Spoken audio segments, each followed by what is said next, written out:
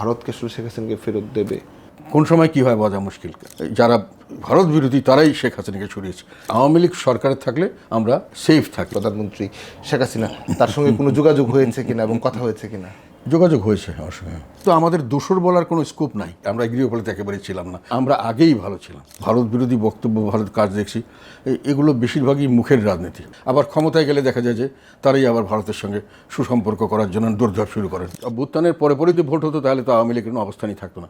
আওয়ামী লীগকে না, শেখ হাসিনাকে সমর্থন করছে।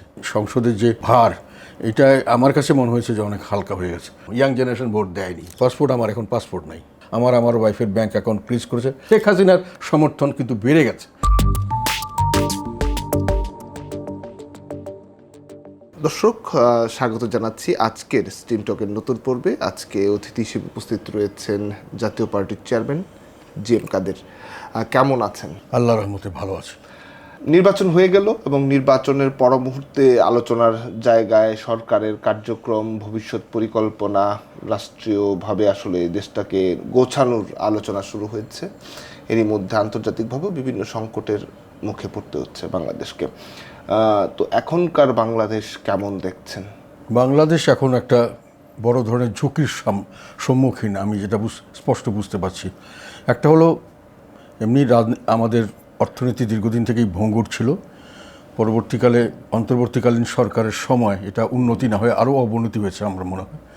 তার সঙ্গে আবার কতগুলো নতুন উপসর্গ যোগ হয়েছে অন্তর্বর্তীকালীন সরকারের সময়। দেশকে দ্বিখণ্ডিত করা হয়েছে, ভাগ করা হয়েছে এবং এক ভাগকে আরেক ভাগকে নির্মূল করার পরিবেশ সৃষ্টি করা হয়েছে বা ওই ধরনের সুযোগ সৃষ্টি করা হয়েছে। তাতে একটা অরাজকতা, নিরাপত্তার অভাব, জানমাল ইজ্জতের নিরাপত্তা নাই। তারপরে যেটা হয়েছে, বিপুল সংখ্যক মানুষ চাকরি হারিয়েছে।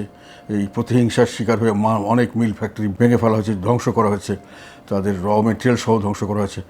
প্রচুর ব্যবসা প্রতিষ্ঠান ওই দোসর টোসর ইত্যাদি কারণে তাদের উপর চাপ সৃষ্টি করা হয়েছে এবং তারা অনেকেই ব্যবসা বন্ধ করে দিতে বাধ্য হয়েছে। তার মধ্যে হঠাৎ করে শুরু হয়ে গেল ইরানের সঙ্গে ইসরায়েল এবং আমেরিকার যুদ্ধ। এটাতে করে নতুন করে একটা সমস্যা এখানে সংযুক্ত হলো এই সরকার আসার পরে। তো এখন সরকারের কাছে একসাথে আমার মনে হয় চারপাশেই একটা অনিশ্চিত এবং অস্থিরতা। মানে এই চাপটা কি আসলে রাজনৈতিকভাবে সংকট তৈরি করবে, নাকি এটা রাষ্ট্রীয়ভাবেই এক ধরনের সংকট তৈরি হচ্ছে আন্তর্জাতিক প্রভাবের কারণে? এটা সবার ভাগাভাগি করে আসলে সংকটটা উত্তরণ করার প্রয়োজন বলে মনে করেন কিনা, নাকি শুধু এটি সরকারের রাজনৈতিক আলোচনা সমালোচনাতে আটকে থাকবে? রাজনীতির সকলের ঊর্ধ্বে সব কিছুকে কাভার করে। রাজনীতিটা যেটা দেখা যায় সেটার ভিতরে থাকে অর্থনীতি, সামাজিক, কি বলবো এটা, অর্থনীতি আর সামাজিক অবস্থান। মানে দেশে একটা পরিস্থিতি, সামাজিক পরিস্থিতি, অর্থনৈতিক পরিস্থিতি, এটা মিলে রাজনীতির বিকাশ হয়। এদিকে বিভিন্নভাবে আন্তর্জাতিক বাজারের কারণে এবং আমাদের দেশের কারণে মুদ্রাস্ফীতি চলছে দীর্ঘদিন থেকে, সেটাও বাড়ছে। তো মানুষের আয় ইনকামের ব্যবস্থা নেই, জিনিসপত্রের দাম বাড়ছে, এমনিতেই একটা হাহাকার শুরু হয়েছে। সেখানে আবার রাজনৈতিক অস্থিরতা, তার মধ্যে সামাজিক অস্থিরতা, যে বিভিন্ন পর্যায়ের মানুষ নিরাপত্তাহীনতায় ভুগছে। তো এর মধ্যে যেটা বললাম, আবার হঠাৎ করে এসে যুদ্ধ, যেটা সারা পৃথিবীতেই অর্থনৈতিক একটা মন্দার দিকে পৃথিবী ধেয়ে যাচ্ছে, এটা সারা পৃথিবীর জন্য উৎকেন্দ্রিত। এটার প্রভাবও আমাদের দেশে আসছে। এখন এই সবগুলো সমস্যা এককভাবে বর্তমান সরকারকে এটা নিয়ে মাথায় নিয়ে কাজ করতে হচ্ছে। এটা একটা বড় ধরনের, আমি মনে করি, তাদের বোঝা হয়ে গেছে এবং এটার থেকে উত্তরণের জন্য তারা চেষ্টা করছেন না তা আমি বলবো না। সময়ও খুব অল্প, সামনের দিকে হয়তো তাদেরকে বোঝা যাবে তারা কতটুকু কী করতে পারবেন। তবে সমস্যা সংকুল পথ পাড়ি দিতে হচ্ছে, এটা আমি বলবো। আরও হয়তো হবে এবং সামনের দিকে সমস্যা আরও বড় ধরনের হতে পারে, এরকম ঝুঁকি সৃষ্টি হচ্ছে বিভিন্ন কারণে। এবং এই ঝুঁকিগুলোকে মোকাবেলা করে রাজনৈতিকভাবে মোকাবেলা সক্ষমতা রাখে কিনা, আমি এটা পরের কথা বলছি। আমি সেটা তো বোঝা যাবে পরে। মানুষের কিন্তু বিশ্ব অর্থনীতি কী হয়েছে কি সেটা বুঝতে চেষ্টা করবে না। মানুষের আগের সরকার কি কতটুকু ক্ষতি করেছে এটাও বুঝতে চেষ্টা করবে না। মানুষের নিজের সমস্যা যখন সৃষ্টি হবে, সে সরকারের কাছে স্বাভাবিকভাবে তার একটা আকাঙ্ক্ষা থাকবে বা দাবি থাকবে যে আমার এই সমস্যা, আপনি দায়িত্ব নিয়েছেন, আমার সমস্যা আপনি সমাধান করতে হবে। কাজেই সরকারকে ওইভাবেই প্রস্তুতি শুধু না, সেইভাবে অগ্রসর হতে হবে যে আমি ওই বিশ্ব পরিস্থিতির দোহাই দিয়ে হোক বা আগের সরকার খারাপ করেছে এইসব দোহাই দিয়ে কিন্তু জনগণের সামনে সেইভাবে দাঁড়াতে পারবে না। তাদেরকে যে কোনোভাবেই এই সমস্যার সমাধানের পথ খুঁজতে হবে। জি, আমরা সেই সমস্যা সমাধান হয়তো আমরা সময়ের সাথে সাথে দেখতে পারবো। তবে একটি কথা, আপনি তো দীর্ঘদিন সংসদে ছিলেন, এখনো সংসদ চলছে, অধিবেশনগুলো আসলে দেখা হয় কিনা, দেখলে আসলে এখনকার টিভির এই পাশ থেকে আসলে অনুভূতিটা কি? না, এমনি সংসদ আমি তেমন সবসময় যে ফলো করি তা নয়, কিছু কিছু দেখি। তবে সংসদের কতগুলো নিয়মকানুন ছিল, পবিত্রতা ছিল, এগুলো অনেক ক্ষেত্রেই আমার মনে হয় হয়তো যারা সংসদে এসছেন নতুন ওরা জানেন না, অনেক ক্ষেত্রেই এগুলো ভায়োলেটেড হচ্ছে। তো এই যে গাম্ভীর্যটা এবং সংসদের যে একটা আমি মনে করি ভার, এটা আমার কাছে মনে হয়েছে যে অনেক হালকা হয়ে গেছে। সংসদের সেই ধরনের এফেক্টটা এখন নাই। আর যত কথাই বলুক এরা, শেখ হাসিনার সময় যে দীর্ঘ সময়ের কথা তারা যে খারাপ বলে, এই খারাপের কোনো কিছুর থেকে কিন্তু উত্তীর্ণ হতে পারেনি। যেমন আমাদের সংসদের প্রথম প্রশ্ন হলো নির্বাচনটা শেখ হাসিনার সময় যে নির্বাচন হয়েছে ওই ধরনেরই হয়েছে, যে দিনের ভোট রাতে বা ইত্যাদি বলা হয়েছিল। আবার বলা হয়েছিল যে আমির নির্বাচন। এখন কিন্তু অনেকটা সেই ধরনেরই নির্বাচন হচ্ছে, সেই ধরনেরই নির্বাচনটাও শেখ হাসিনা স্টাইল নির্বাচন হয়েছে। শুধু না, তার পরবর্তীকালে যে সংসদের যে গঠন, যে সমালোচনা, ওখানে আমাদেরকে বলা হয়েছে যে আমরা নাকি গৃহপালিত ছিলাম। এখনও কিন্তু সংসদ যেটা, মানে যতই কিছু মারপিট দেখা যাক, যতই কিছু দেখা যাক, জনগণের কাছে কিন্তু এগুলো খুব গ্রহণযোগ্য হচ্ছে না। মানে সংসদ যে একটা প্রাণবন্ত হচ্ছে, যেভাবে হচ্ছে সেটাকে আমার চোখে এটাকে খুব একটা জাতীয় পার্টিকে গৃহপালিত বিরোধী দল বলা হতো। আপনি বললেন সেই জিনিসটা তারা বলতো। তাহলে এখনকার সংসদে বিএনপি সরকার দল এবং জামাত ইসলাম বিরোধী দল, তারা তাহলে কি রকম? আমি এটাই বলতে চাচ্ছি। অনেকে বলছে, আমি বলছি না, অনেকে বলছে যে সেই সময় যেমন বলতো আমি দামি নির্বাচন, ওইটাই হয়েছে। এবং সংসদও কিন্তু এখন ওরকমই চলছে। বাইরের থেকে অনেক কিছু দেখা যাচ্ছে, কিন্তু আমাকে অনেক যারা এসব নিয়ে স্টাডি করে, অনেকে লেখালেখি করে, আমাকে দু একজন বলছে যে আপনারা একটু খেয়াল করলে বুঝবেন যে আসলেই বিএনপি এবং জামাত একটা সূক্ষ্ম একটা আন্ডারস্ট্যান্ডিং করে টপ লেভেলে চলছেন। ওনারা কতটুকু যাবেন, কতটুকু বাধা দেবেন, কি করবেন, মানে সাজানো। মানে মোটামুটি অনেকের মতে যে এটাও সেই গৃহপালিত বিরোধী দলই হয়েছে। এটা সঠিকভাবে, তার মানে এই গৃহপালিত বিরোধী দলের নামটা কি? না, আমি তো নাম সেটা বলতে চাই না। মানে যেটা যারা বিরোধী দল হিসেবে কাজ করছেন, প্রথমে দেখা যাচ্ছে যে বিরোধী দল অনেক কিছু বলছেন, তারপরে আবার সরকারও অনেক কিছু বলছেন, পরে আবার সরকার যে কোনোভাবেই হোক বিরোধী দলের সঙ্গে একটা আন্ডারস্ট্যান্ডিং করছেন, বিরোধী দলের সরকারের সঙ্গে আন্ডারস্ট্যান্ডিং করছেন। এবং যেটা বাইরের রাস্তায় দেখানো হচ্ছে, এগুলো অনেকেই বলছেন, অনেকেই অনেকটা এরকম কিনা যে শেখ হাসিনার সময় যেমন এক ধরনের, আপনার কথার প্রেক্ষিতে উত্তরটা যদি আমি ধরি, সমঝোতার ভিত্তিতে সবকিছু, তো এখনো কি তাহলে সমঝোতার ভিত্তিতেই? এটা আমাকে অনেকেই বলেছেন, যারা রাজনীতি করেন বা যারা রাজনীতির বিশ্লেষণ করেন, তাদের অনেকের ধারণা যে এইটা আগের মতোই চলছে এবং ওনাদের ভিতরে একটা আন্ডারস্ট্যান্ডিংই আছে এবং সেইভাবেই ওনারা কাজকর্ম করছেন। যেগুলো রাস্তায় প্রোটেস্ট দেখা যাচ্ছে, যাকে সরকার ফেলে দেব, এগুলো আসলেই মানে লোক দেখানো। আর জনগণের দাবি দাবা তুলে ধরা, এটা আমাদেরকে যেমন বলা হতো যে আমরা গৃহপালিত একেবারেই ছিলাম না। আমার প্রতিটি বক্তৃতায় সংসদে এবং একেবারে সরকার প্রধানের সামনেই তার সমালোচনা, খুব কঠোরভাবে সমালোচনা আমি করেছি এবং এগুলোর রেকর্ড আছে। এবং পরবর্তীকালে এই আন্দোলনের সময়, আন্দোলনের আগে পরে, এমনকি গত ইলেকশনের পরেই ইলেকশন সম্পর্কে সমালোচনা, এটা আমি সংসদেই করেছিলাম যে এটা কোনো ইলেকশন হয় নাই এবং ইলেকশনে কী কী ডিফেক্ট হয়েছে, কীভাবে হয়েছে, সেগুলো তুলে ধরেছিলাম। তারপর তাদের দুর্নীতির কথা তুলে ধরেছে। কাজেই আমাদেরকে যতটুকু বলা হয় তার চেয়ে কিন্তু আমরা অনেক বেশি এফেক্টিভ ছিলাম। আমাদের শুধু সমস্যা হলো আমাদের দলের কিছু মানুষ একটা অংশ নিয়ে ওই সরকারের সাথে লিয়াজে করে চলতো, এটা বাইরে ওইটাই প্রকাশ হতো বেশি।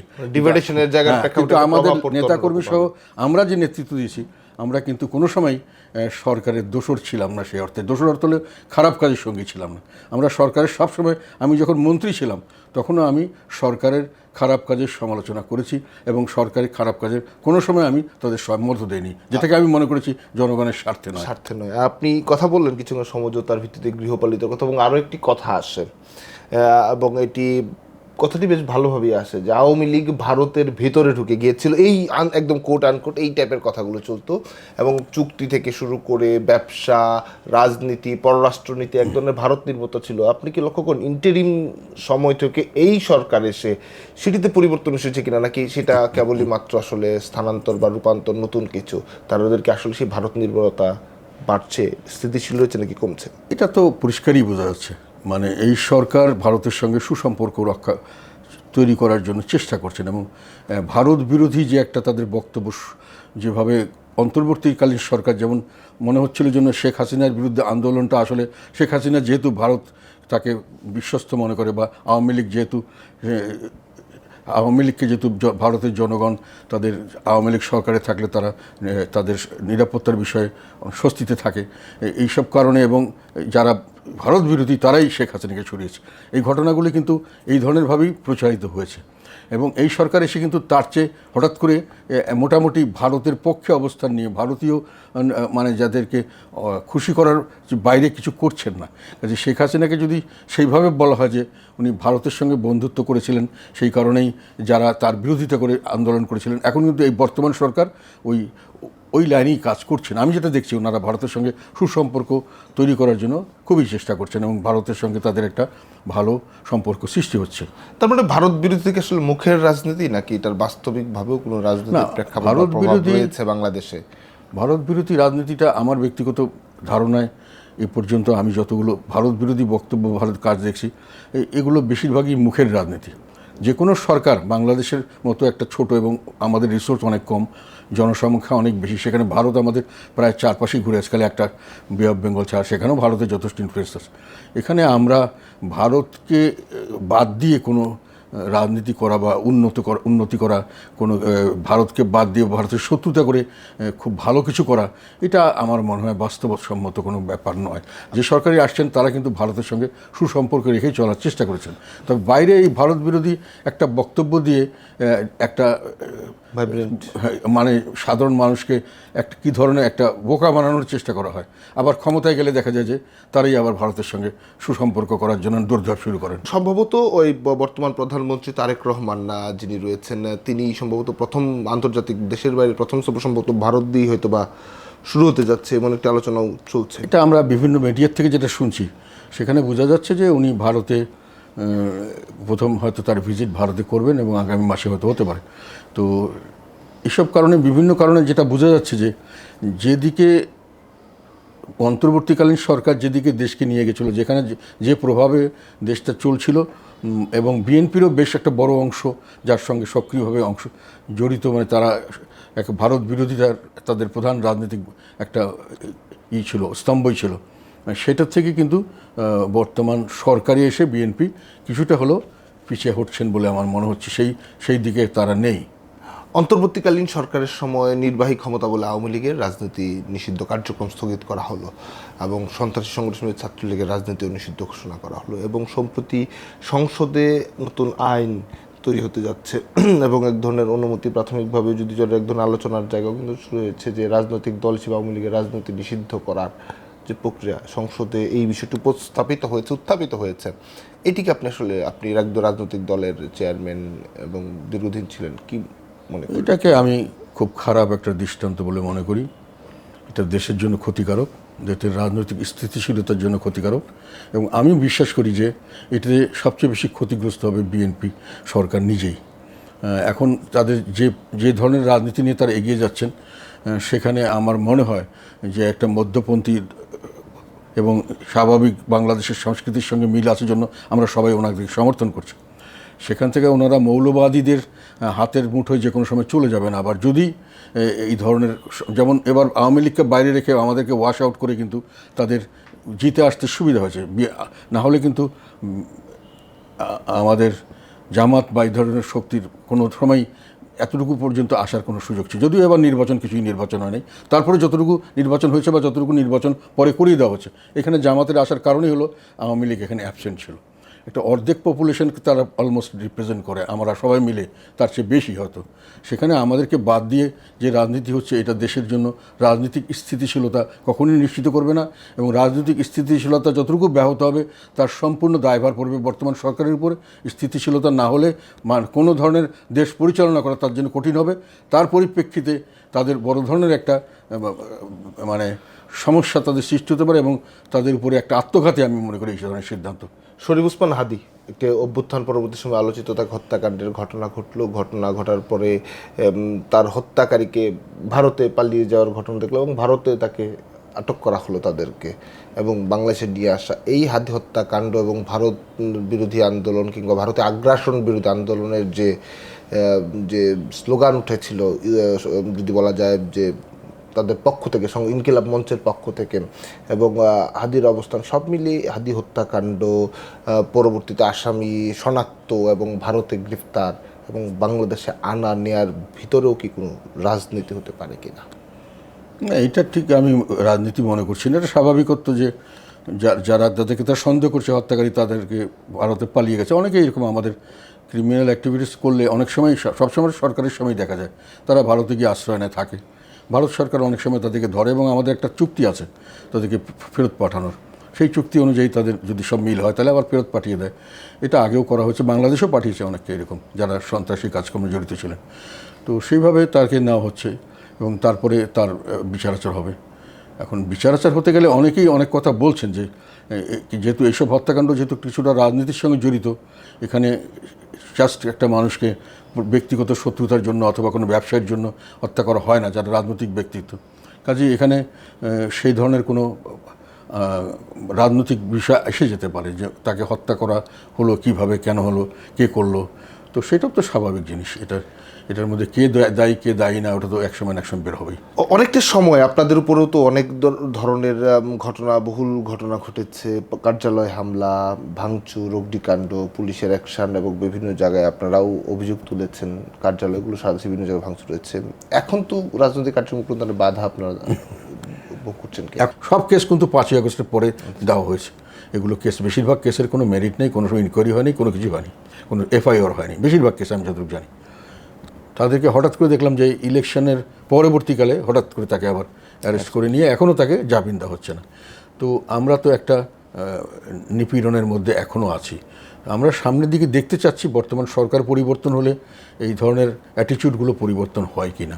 কেননা আমাদের উপরে অন্যায়ের এমনভাবে চাপিয়ে দেওয়া হচ্ছে, যেমন ব্যক্তিগত কথা বলা ঠিক না, আমি বলতে চাই না। যেমন আমাকে পাসপোর্ট ইস্যু করা হচ্ছে না। আমার এখন পাসপোর্ট নাই, এখন পর্যন্ত আপনার পাসপোর্ট নাই, কোনো পাসপোর্ট দিচ্ছে না। তারপরে আমাকে কিভাবে না, আমরা পাসপোর্ট দেওয়ার জন্য আগের পাসপোর্টটা জমা দিয়ে যখন করে সব ঠিকঠাক আছে, হঠাৎ করে আমি তৎকালীন সময় যে আমাদের ছিলেন হোমস অ্যাডভাইজার, ওনার কাছে নিজে ব্যক্তিগতভাবে একবার দেখা করতে গেলাম ওনারা আসার পরে ওনাকে বলার পরে উনি আবার আমার সামনে, হ্যাঁ উনি যে ছিলেন, উনি আবার সঙ্গে সঙ্গে আমার সামনে টেলিফোন করলেন যে ওনার পাসপোর্ট, ওনার ওয়াইফের পাসপোর্টটা ইস্যু করে দাও। ওরা করলো। তারপরে কয়েকদিন পরে দেখলাম যে হলো না। পরে ওনাকে অনেকবার চেষ্টা করলাম। পরে বুঝলাম যে ওই আমাদেরকে যখন 2 মাস পরে যেহেতু হঠাৎ করে তারা করেছে, তারপর থেকে আমাদেরকে ব্ল্যাক লিস্ট করে পাসপোর্ট দেয়নি। তারপরে যেটা করেছে, আমার নামে একটা করাপশন কেস দিয়ে আমার ওয়াইফের ব্যাঙ্ক অ্যাকাউন্ট ফ্রিজ করেছে। আবার এখন কোর্টের থেকে অর্ডার দিয়ে আমার এয়ারপোর্টে যাওয়া আসা বন্ধ। আমার পাসপোর্টও নাই। কিন্তু আপনার পাসপোর্ট এখন কোথায় আছে তাহলে? পাসপোর্ট সরকারের কাছে আছে, সরকার আমাকে পাসপোর্ট দেয়নি। তো আমি বললাম এইরকম আমাদের বিভিন্নভাবে আমাদেরকে চাপ সৃষ্টি করছে। আমাদের অপরাধে কিছুই না। আমি এই জন্যই বলছি যে এটার কারণে আমি একটা বই লিখেছি, যেটার কথা এই বইটা আজকে থেকে বইটা প্রিন্ট হয়েছে, এটা আমি সব জায়গায় দিব। জুলাই আন্দোলন, উগ্রবাদ এবং নির্বাচন। এখানে আমরা এই জুলাই আন্দোলনে কি করেছি, তার আগে কি করেছি, আমার বিভিন্ন সময়কার যে এই আন্দোলনের সঙ্গে আমরা কতটুকু ঝুঁকি নিয়েছিলাম, কোটা সংস্কার, তারপর জুলাই আন্দোলন, ধর্মীয় উগ্রবাদ, তারপরে আবার পরবর্তীকালে নির্বাচন পর্যন্ত কি হয়েছে, অন্যান্য বিষয়ে আমি যে আগে দ্বাদশ সংসদ নির্বাচনের সময় কথা বলেছিলাম, আমি যে বিভিন্ন সময় বিদ্যুৎ খাত নিয়ে কথা বলেছিলাম সংসদে, এবং তারপরে আমি নির্বাচনে বিভিন্ন রাজনৈতিক ধারাবাহিকতা যে কার্যক্রমগুলো সেটা, এবং আপনার চোখে দেখা বাংলাদেশের এটা মানে আমি বিভিন্ন সময় যেগুলো বক্তব্য দিয়েছি, সংবাদপত্রে এসছে, এগুলো আমি তুলে ধরেছি। সেখানে কিন্তু আমি জুলাই আন্দোলনের জন্য কোটামুক্ত বৈষম্যমুক্ত সমাজ গঠন ধ্বংস করছে দেশ, কোটা ব্যবস্থা। বইয়ের নামটা কি তাহলে? বইয়ের নামটা হলো জুলাই আন্দোলন, উগ্রবাদ এবং নির্বাচন। এটা আজকেই প্রিন্ট হয়ে আসছে। এখন এটা হলো ডামি প্রিন্টটা এখনো হাতে পাইনি আমি, তো এটা আমি সব জায়গায় এটা দিব। তো সেখানে আমাদের রোলটা এবং আমাদের পার্টির রোল, কোথায় কোন সময় আমরা কী করেছি, মোটামুটি আমি তুলে ধরার চেষ্টা করেছি। সেখানে কিন্তু আমাদের দোষর বলার কোনো স্কোপ নাই। আমরা ওদের সঙ্গে ছিলাম, যখন ভালো কাজ করেছি, যখন খারাপ কাজ করেছি আমরা ছিলাম না। যখন আমাদেরকে, তারপরেও 2 মাস পর্যন্ত আমাদেরকে কোনো ডিস্টার্ব করা হয়নি। 5ই আগস্টের পরে অক্টোবরের 7 তারিখে এসে দুজন বলল যে ওনারা দোষর।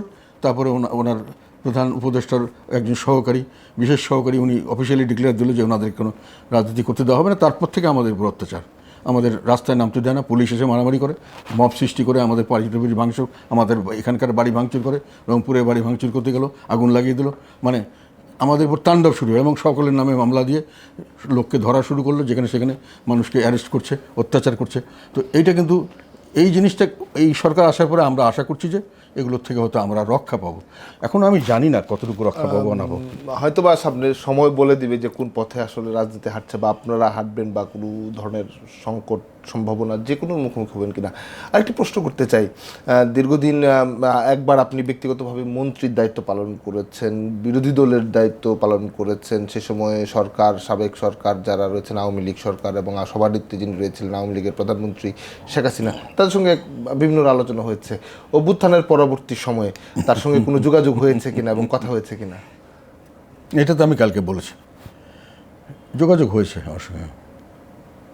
মানে সেটা কীরকম, বা কি একটা কথা? সৌজন্য দেখার কথাবার্তা, যেহেতু আমরা একসঙ্গে ওনার মন্ত্রী ছিলাম অনেক সময় অনেক বিষয়ে। এখন আমি তো সবসময় সবার সঙ্গে, আমার সমসাময়িক যারা নেতা টেতা ছিলেন, এখনও সব দলে যারা আছেন, তাদের সঙ্গে তারা যখন সরকারের বাইরে ছিলেন তখন সৌজন্য সাক্ষাৎ, তারা আমাকে ডাকলে তাদের মেয়ের বিয়ে, ছেলের বিয়েতে, তাদের কোনো প্রোগ্রামে আমি যেতাম সবসময়, এবং আমি এগুলোতে কোনো সময় পরোয়া করতাম না।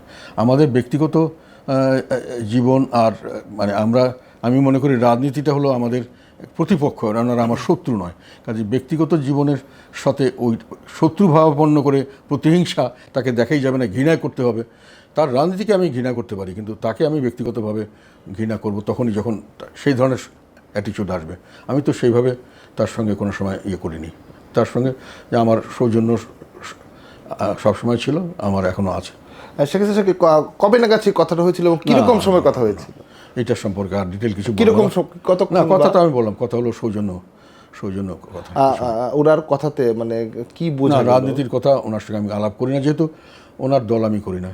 কাজে ওনার রাজনীতি যাই হোক, আর আমার রাজনীতি আলাদা হবে, সেটাই স্বাভাবিক। তো ওনার সুরে কোনো ধরনের মানে আভাস পেয়েছেন কিনা? ওনার শারীরিক বিভিন্ন সময় গুঞ্জন উঠে যে উনি বিভিন্ন রকম অবস্থা, তার আওয়াজ, সেগুলো সম্পর্কে তো সৌজন্য সাক্ষাতে তো আর এগুলো আমরা বলতে পারবো না। ওনার মেডিকেল রিপোর্ট কি বা কি আছে না আছে, এগুলো ব্যাপারে আমি ইন্টারেস্টেডও না। আগামী দিনের বাংলাদেশের যে রাজনীতির পথ, অর্থনৈতিক, সামনে বাজেট আসবে, এর মধ্যে জ্বালানি সংকট এক ধরনের ভয়াবহতার রূপ নিচ্ছে, আবার হরমুজ প্রণালী বন্ধের ঘোষণা এলো গতকাল। সব মিলিয়ে আসলে আমরা কি সংকটের দিকে? আমি তো বললাম আমরা মহাসংকটের দিকে, মহাসংকট। আমি সংকট মনে করি না, মহাসংকট। এখন তেলের যেটা সারা পৃথিবীতে তেলের দাম ডাবল হয়ে গেছে, আমরা ডাবল দামের তেল কিনছি, এখন পর্যন্ত টাকা দিতে পারছি এই পর্যন্ত, কিন্তু ডাবল দামের তেল কিনে আমি যদি সেই টাকাটা কালেকশন না করতে পারি, আমি পরের বার তেল কিনবো কী করে? আমাকে তো বাজেট করার জন্য, বাজেট সহায়তার জন্য ফান্ড নেওয়ার জন্য কতগুলো নিয়ম আছে, অনেকেই জানে না। আমরা বিদেশি ঋণ দিতে পারি, সাহায্য নিতে পারি, কিন্তু বিদেশি ঋণ এবং সাহায্য সাধারণত দেওয়া হয় IMF-এর রিপোর্টের উপরে। IMF যদি বলে যে আমরা এটাকে দিলাম, ওরা টাকা বিশেষ কিছু দেবে না, কিন্তু ওদের এই সার্টিফিকেটটা যদি থাকে তাহলে ইন্টারন্যাশনাল কমিউনিটি সবাই, IMF যদি বলে যে হ্যাঁ ঋণ দেওয়া যায়, তাহলে সবাই ঋণ দেবে। আর এই ঋণ না পেলে বাংলাদেশের বাজেট তৈরি করা কঠিন হবে। বাজেটের যে সাপোর্ট, এখন আমাদের যে পজিশনে আমরা আছি, সে পজিশনে প্রচুর আমরা অর্থায়ন বিদেশ থেকে আমাদের আনতে হবে। আমাদের আয় ইনকাম কমে গেছে, অনিশ্চিত হয়ে গেছে, খরচ বেড়ে গেছে, সব কিছু। সার কিনতে হবে ডাবল দামে, তেল এখনও ডাবল দামে কিনতে হচ্ছে, সামনে কি হবে জানি না। তারপরে বিদ্যুৎ, মানে সব কিছুতেই এখন তেলের দাম বাড়ানোর সঙ্গে সঙ্গে সব জিনিসের দাম বাড়বে, বিদ্যুতের দাম বাড়বে, সমস্ত ট্রান্সপোর্ট কস্ট বাড়বে, সবজি থেকে শুরু করে সব কিছু বেড়ে যাবে। জ্বালানি তেলের দাম বাড়বে, সব কিছুর দাম বাড়বে। এবং এটা যেটা বাড়িয়েছে, এটা তো আমার অভিজ্ঞতা থেকে বলছি, এটা খুবই সামান্য। পৃথিবীর সব দেশে যেহেতু কিনতে হচ্ছে ডাবল দামে, এবং আমাদের IMF-এর সঙ্গে কথা ছিল যে তোমরা যে দামে কিনবা সেই দামে বেচতে হবে, এবং সেখানে প্রত্যেক মাসে এটা অটোমেটিক্যালি করতে হবে। কিন্তু আমরা গত 2-3 মাস থেকে অটোমেটিক্যালি এটা করিনি, যেহেতু দেশের পরিস্থিতি খারাপ, মানুষ এমনি খেতে পড়তে পারছে না। তো নতুন সরকার ঝুঁকি নিতে চায়নি। এই মুহূর্তে সরকার এসেই যদি একটা দেশে একটা মানুষের না খেয়ে মরা শুরু করে বা একটা অসুবিধা শুরু হয়ে যায়, সেটার জন্য তারা হতে দিই, এটা আমি খারাপ মনে করি না। কিন্তু তাদেরকে তো টাকাটা উঠাতে হবে, টাকা ছাড়া তারা তেল কিনবে কোত্থেকে? আর বিদেশ থেকে যে লোন নিতে দেওয়ার জন্য সবচেয়ে যেটা বড় দরকার, সেটা হলো ওই তেলের দাম, এগুলোতে সাবসিডি যদি না উঠিয়ে দেয়, এগুলোতে আরও কতগুলো কন্ডিশন আছে ব্যাংকিং খাতটা, সেগুলো যদি না করে দেয়, এবং IMF এবার ডিসেম্বরে যেটা জুনে যেটা ছাড় দেওয়ার কথা ছিল সেটা এখনো ছাড় দেয়নি। এরা বলছে আমরা সেপ্টেম্বরে গিয়ে আবার দেখব।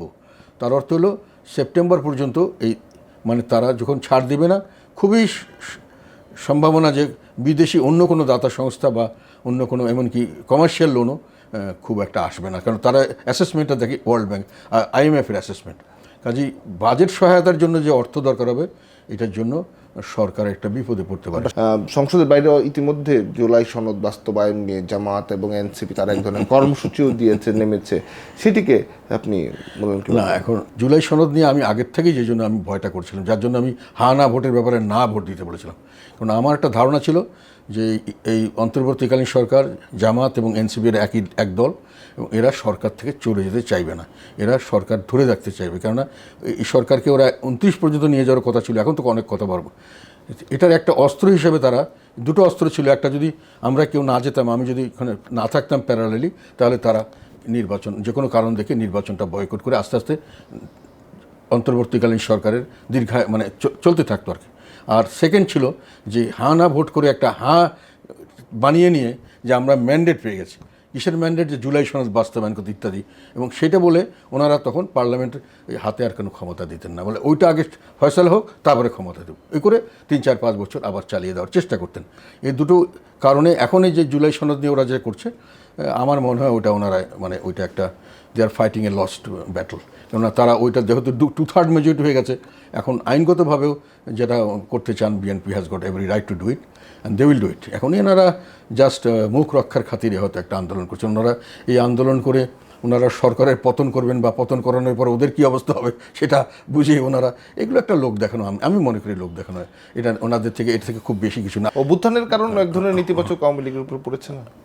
নেতিবাচের কারণ যেটা পড়েছিল এটাই আমি বললাম, যে সবচেয়ে বড় অভ্যুত্থানের পরে যেটা এখন দাঁড়িয়ে গেছে, অভ্যুত্থানের পরেই তো আমরা তখনই যদি ভোট হতো তাহলে তো আওয়ামী লীগের কোনো অবস্থানই থাকতো না। তখন যদি অন্য লোককে ডেকে বলতো যে তোমরা আওয়ামী লীগ আসো, তখন হয়তো শেখ হাসিনার কোনো অবস্থান থাকতো না। কিন্তু সেটা যেহেতু আমরা করিনি, এখন বেশিরভাগ মানুষের মধ্যে ধারণা হচ্ছে, তারা বলছেন প্রকাশ্যভাবে যে আমরা আগেই ভালো ছিলাম, যে বলছে সে অভ্যুত্থানকে ডিজোন করছে না, শুধু সে আওয়ামী লীগকে না, শেখ হাসিনাকে সমর্থন করছে। এর আগে ছিল শেখ হাসিনা, কাজে শেখ হাসিনার সমর্থন কিন্তু বেড়ে গেছে। আমি এটাই বলতে চাচ্ছি যে আমার হিসাবে বলে। আর বাকি অনেক মানুষ আনডিসাইডেড আছে, যেটা বলে ইয়াং জেনারেশন ভোট দেবে, নো, ইয়াং জেনারেশন ভোট দেয়নি। কারণ ইয়াং জেনারেশন ভোট দিলে 11 কোটি লোক ভোট দিল না কেন? এই 13 কোটির মধ্যে আগের চেয়ে কিন্তু প্রায় 1 কোটি ভোট বাড়ানো হয়েছে। এটা ইয়াং ছেলেপেলেদের ঢুকানো বা নতুন ভোটার, আগের বার চেয়ে আমি দেখি 2024-এর চেয়ে। তো এখন কিন্তু তারপরে আরেকটা জিনিস হলো জামাতের বিরাট উত্থান। নো, এই 2 কোটি ভোটারের ভিতরে জামাতের ভোটও আছে। জামাতের ভোট পাংখা মার্কা কেট আছে, তারপরে যতগুলো আছে হেফাজত মিলে এবং বিএনপির ভোট মিলে কিন্তু 2 কোটি ভোট। কাজে জামাতের ভোট এখানে 50-60 লক্ষের বেশি না। ওরা যেটা অর্গানাইজ করছে দেশকে ধ্বংস করে ফেলাবে, সব কিছু ওদের অস্ত্র আছে, এটা বলেছে তারা।